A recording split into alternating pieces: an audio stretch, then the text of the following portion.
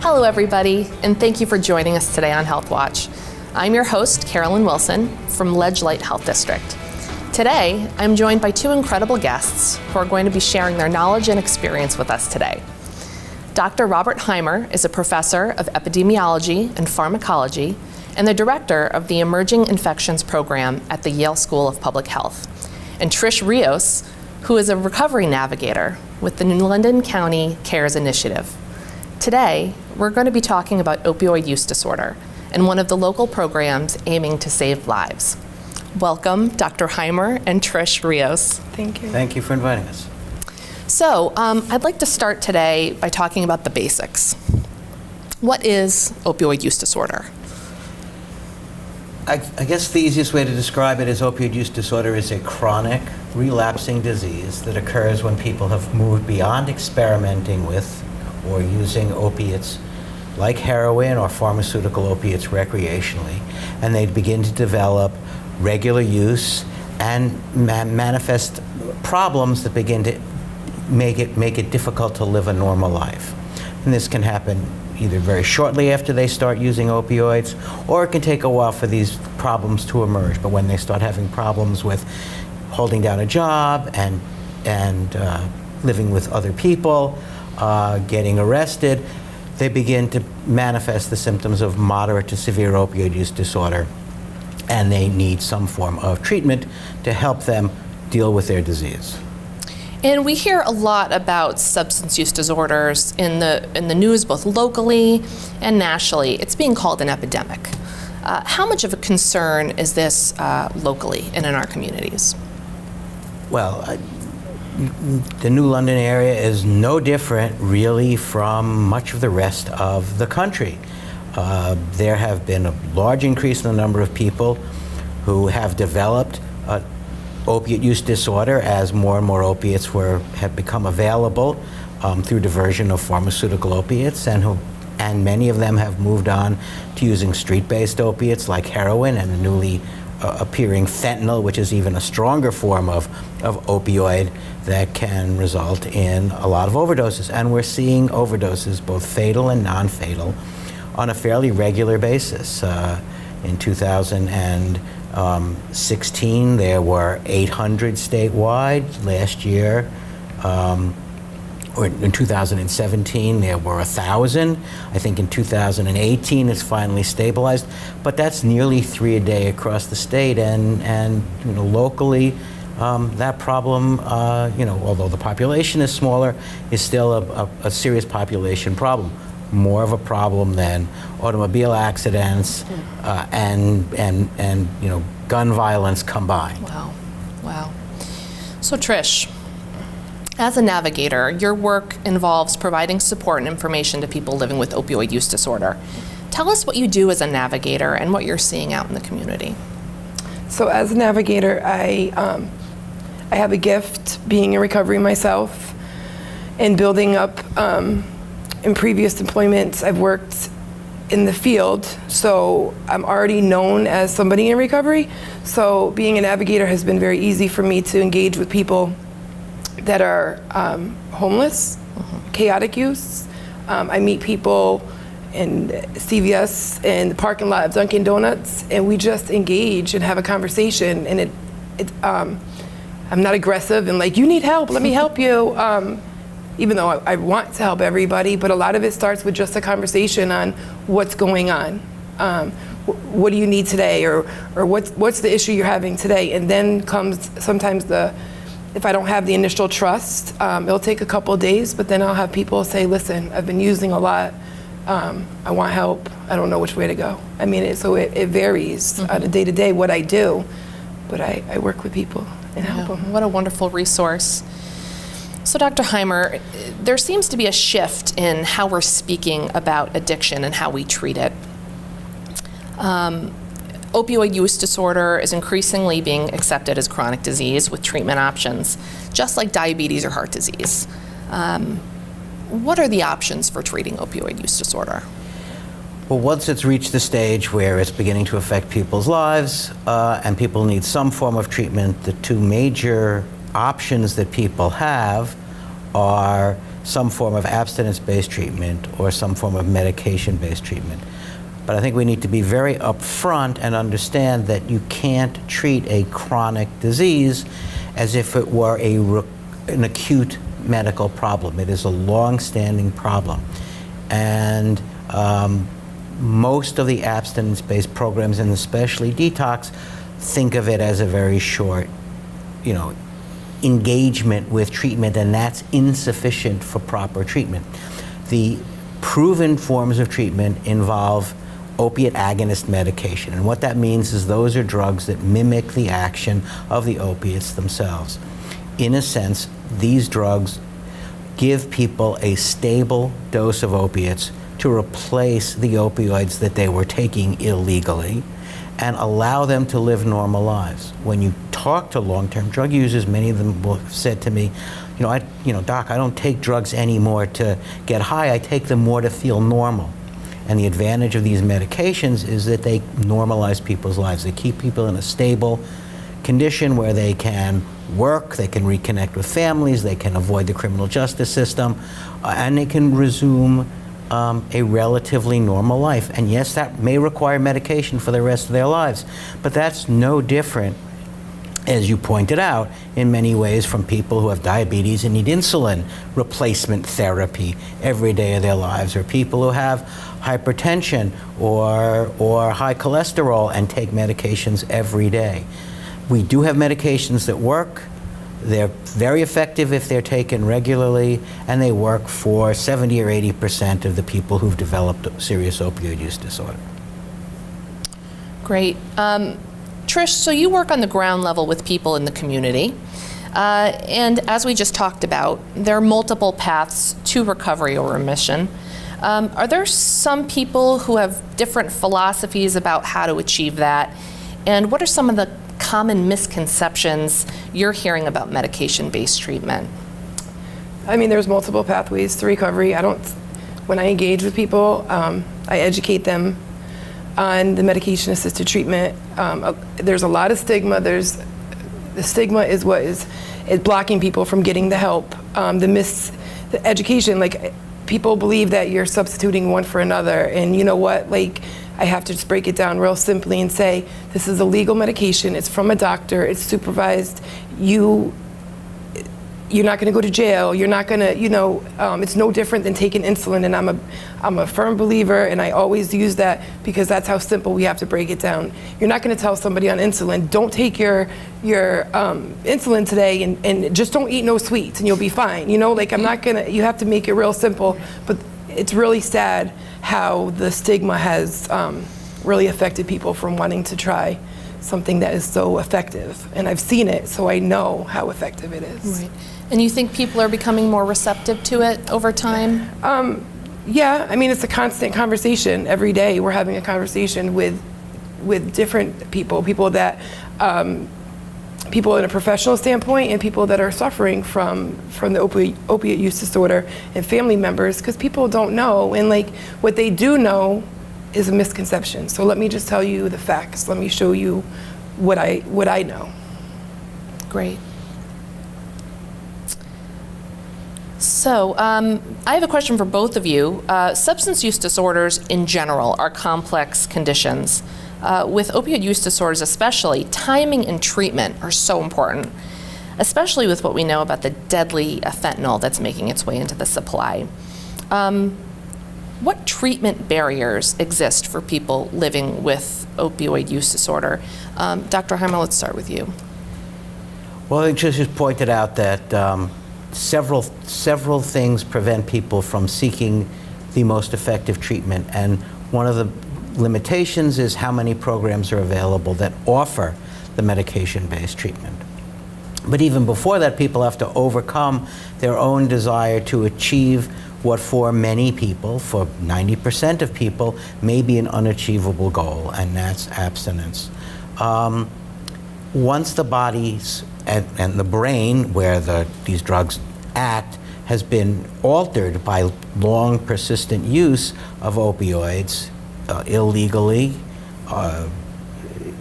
the brain is no longer the same organ as it was, when it was opiate naive, and it doesn't revert to a normal state simply because the drugs are gone. People talk about recovery, but recovery is a short-term thing. You recover from the flu. You recover from a broken arm. With a chronic disease, you manage it. And the idea is to put people in remission. The best way to put people in remission is using medications like buprenorphine and methadone. Buprenorphine is also commonly known as Suboxone in the formulations that we use to treat opioid use disorder. So people have to first overcome these barriers in themselves where they see that where they think it's an inferior treatment, but in fact it's far more effective than abstinence. Then they've got to find a program that can treat them, that can take them in when they're ready to be treated. If you're told, we can get you into treatment in a week, in the studies we've done, you stand less than a 50% chance of actually keeping that appointment. If we can get you into treatment today, you stand a greater than 80% chance of starting treatment today. So we need more treatment, we need more, and I'm not sure we need more beds, but we need more people who can prescribe medications today, now, when the person who is suffering and ready to start treatment says, I'm ready today. So let's drive you there, let's get you started, let's put you through the process, let's enroll you, let's do the intake, and let's start your medication. For these medications, we don't need to put you through 3 or 4 days of awful detox.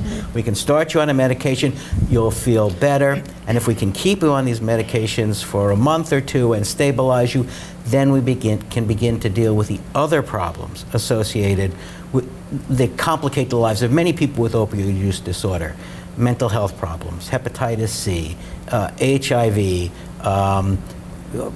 marginalized housing, not having a job, being separated from family because you've, as someone with opioid use disorder, you've burned through the tolerance of your family to deal with the problems you present. All of these things can be handled once the person is stabilized on medications much more easily than if they go through fitful cycles of abstinence, relapse, abstinence, relapse. And, you hear people say, oh, geez, he's been through rehab 20 times or 6 times or 4 times. Well, the reason is because that kind of rehab just is much less effective treatment and only works for a small percentage of people compared to the medications, which, as I said, work for 3/4, 80% of the people who start and get stabilized. On that note, we're going to take a short break. We hope you'll join us right back here on Healthwatch.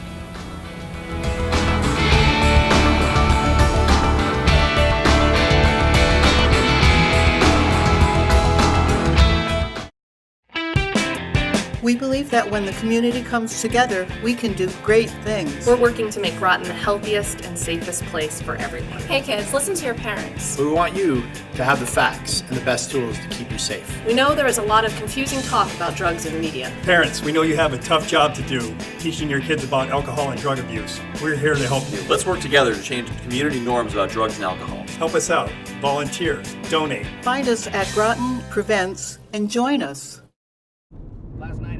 I tried Oxy at a couple of parties.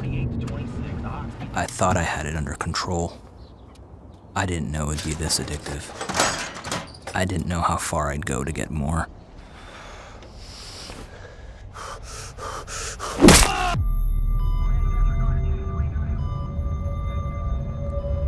Opioid dependence can happen after just 5 days. Know the truth, spread the truth.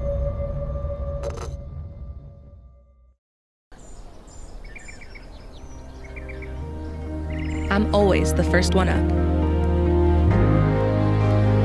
I'm always up for a challenge. I'll overcome any obstacle. I don't believe in limits. I refuse to be average.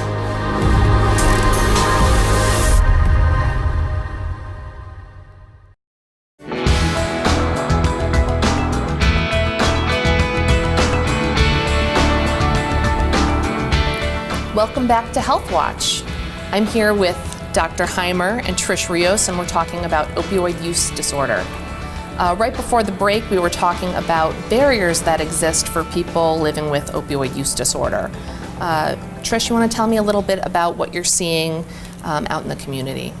The stigma that comes with the medication-assisted treatment, the miseducation, people aren't educated, they just believe it's substituting one for another, not realizing it's really saving your life. And the doctors' instant access, I need people, when they say they're ready, we need to go then. I can't say, okay, we'll hold that for a week and then I'll see if I can get you in. We are getting better. We need to get a lot better than we have been last year versus now. There has been a lot of change, but we need it to be amped up and more people to be on board of instant access. And also, one of the issues that I have is people that do get on the treatment, one of the barriers is the insurance. Like, they get jobs, they have careers now, they have private insurance, and every month they have to worry about if they're going to be able to afford their medication. And I go through it. I literally go through it almost every month with a few of the people that I work with, is trying to find ways and means for them to afford a medication that has saved their life. So we've talked a little bit about this already. Stigma. Stigma word is a word that comes up when we talk about substance use disorders in general. What are some of the things that people can do, or even in the medical community, what can we do about reducing stigma? Well, I think we have to understand that there are multiple kinds of stigma. There's express stigma, and that's the kind of thing that is thrown at people with substance use disorders, calling them junkies or claiming that they could heal themselves if only they had the willpower, or they're just they're addicts and they're not worthy of respect as a human being. And we have to change those perceptions. We have to get people to understand that this is as a treatable disease is no different from any other treatable chronic disease.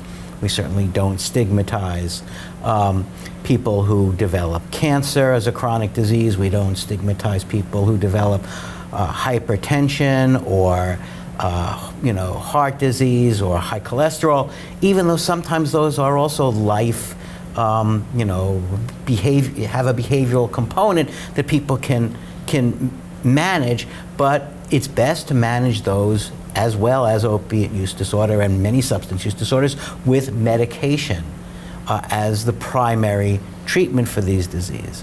But there's also stigma that the individual people who have this disease themselves both experience, which makes them wary of seeking help because they then experience the stigma, or that they even internalize and begin to think of themselves as unworthy.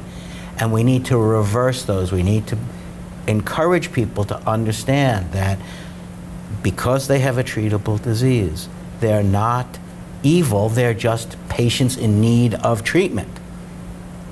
Excellent. So we're starting to hear a little bit more about this concept of harm reduction, especially for those who might not be ready to start treatment.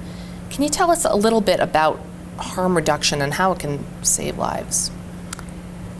Well, the best definition of harm reduction I've come across is any positive change. And you've got people with a range of problems, drug use, marginal housing, no job, any positive change you can make to improve their health, to keep them safe, to begin to get them connected to a care system that includes treatment. All of those things are part and parcel of harm reduction. The notion that started in the late 80s in parts of Europe and spread to the Americas in the 90s was based upon preventing people from getting HIV and dying from what at that point was still an essentially untreatable disease. But harm reduction is more than just HIV prevention. It's providing people with food if they're hungry. It's providing people with shelter. It's providing people with access to care, not just for their opioid use disorder, but for their other mental health problems, their other physical health problems. And it's an incremental process. You don't go from sick to cured, to having all your problems solved in one step. That doesn't happen for anybody. But harm reduction is a specific philosophy that says if we can move you incrementally through a stage, through a set of steps that allows you to regain slowly through a rehabilitation process, through a connection process, through a caring process, we can make your lives better and less chaotic. We can help you move in whatever direction, in whatever order you wish to do all these things, but tell us what you need and we will try to find it. I like that. It's sort of meeting people where they are, and maybe they're not ready to start treatment, but they might be ready for something else. Right. So we're hearing a lot about naloxone and increasing the availability of it. Some people call it Narcan. What is Narcan? Is it safe to administer, and who should have it?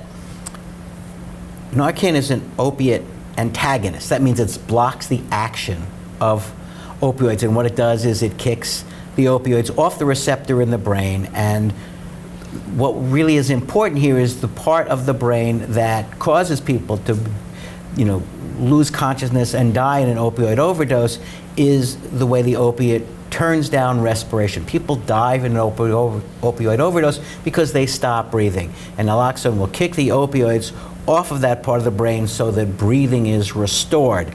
Now, naloxone has no effect on people who don't have opiates in the system, so it's not going to be a problem that if someone comes across naloxone and unfortunately administers it to themselves, or if a child gets hold of it and somehow uses it, plays with the nasal applicator and shoots it up their nose, they're not going to develop any problem because there's nothing there for the Narcan to kick off the receptor.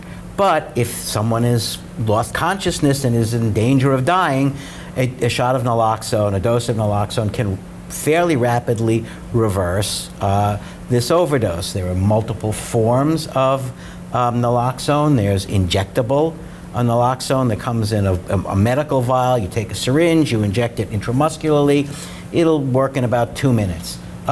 There's nasal forms of naloxone that basically you squirt in your nose like nasal spray, and that'll work in 4 to 5 minutes. Takes a little longer to get there.